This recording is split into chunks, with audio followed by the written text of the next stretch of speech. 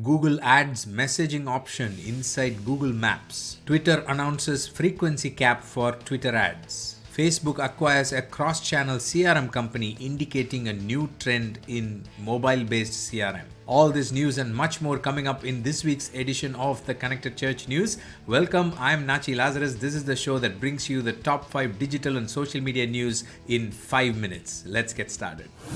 Our first big news of this week is from Google. Last week, Google made an important announcement that they are adding messaging capability inside Google Maps and Search. This could be an important thing for churches, ministries, and nonprofits, especially ministries that have a location-based work. For example, churches, right? When people look up your name on Google search is what most people start with, right? At least the new people who want to come to your church or your ministry's location, they look up for your name, and invariably they land up on the maps, right? And in the maps, they look at your location, and now they will be able to message you. Google is adding a prominent message button. So people will message you, they might talk to you, they may ask you important questions, and this opens up a great way for you to have one-on-one conversation, inviting them to your church, inviting them to your ministry. So I think it's a big opportunity that you should take advantage of. So and this is available only for verified Google business profiles, so which means you need to claim your Google My Business setting. So I highly recommend you do that. Pass this information on to your tech team or your church media team and ask them to have a look at it. I think this could be important. Hey, I just want to take a minute to ask you to subscribe if you have not done so already, so that you do not miss any uploads from us. Thank you. Now let's get back to our next news item. Our next important news is about Twitter. Last week, Twitter announced that they are rolling out the frequency caps feature within their advertising platform for almost all the advertising options that they have. This will be a default option, and this is rolled out globally now. All other platforms have this option, and frequency capping is basically the feature that lets you set a limit on how many times your ad is shown to a particular user within a particular time frame. And this can give you good control over the way you reach your audience, the impressions, and your budget. And in many ways, it's a useful tool, and it's good that it is coming to a platform like Twitter, which helps you reach a wider audience. Because Twitter is integrated with television and sports and all the other types of media, even politics and so on, it becomes a very powerful platform for you to use as a awareness creating platform. So having a frequency cap when you release Twitter ads could be helpful. So if you use Twitter ads, definitely check out this news and pass it on to your ministry media team. Our next news is about Giving Tuesday and the way social media channels have supported Giving Tuesday this year.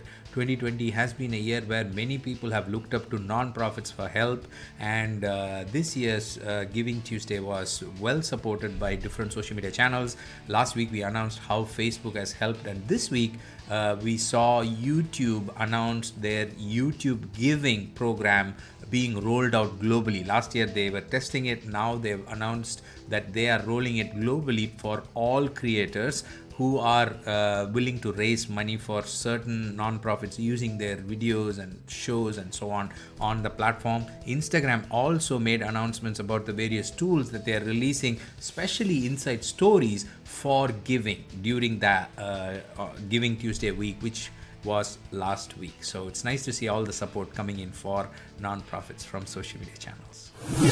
Our next news is an interesting one from Facebook about the acquisition of a CRM tool called Customer with a K, and this is a cross-channel CRM tool. So the reason I wanted to bring this to your notice is that it is an indication of a future trend in private messaging relationship management. See, we as a ministry are all about connecting with people, contacting them one-on-one, ministering to them, serving them, having conversations, right? Most of us, that's what our space is. So this technology trend could be important for you. So what this acquisition by Facebook means is Facebook sees the future of having one tool to connect with all your customers who might be using different tools. For example, all your audience, your ministry audience, could send you a message from email, SMS, WhatsApp, and whatever they use, right? But you as an organization are able to collect all this information in one tool and then communicate to them. Now, Facebook wants to be that tool. That's why they are adding this CRM to Facebook, and you will be able to interact with all of them using just Facebook. So it's a very interesting trend, something for you to think about and prepare your ministry, as this could be a big thing in the future.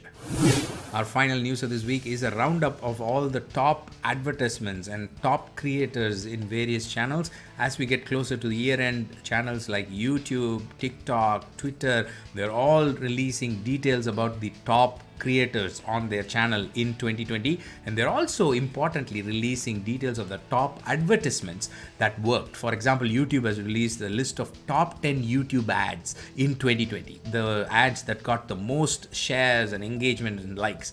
Now, this is important for you and me to watch, because this could help us to prepare for 2021 and create ads that will work well for us. So I will link to all of this in the show notes. Do check it out. That's all I have for you this week, but you can continue learning by visiting this playlist that has answers to some of the most important questions related to digital and social media for nonprofits, churches, and ministries. So do check it out.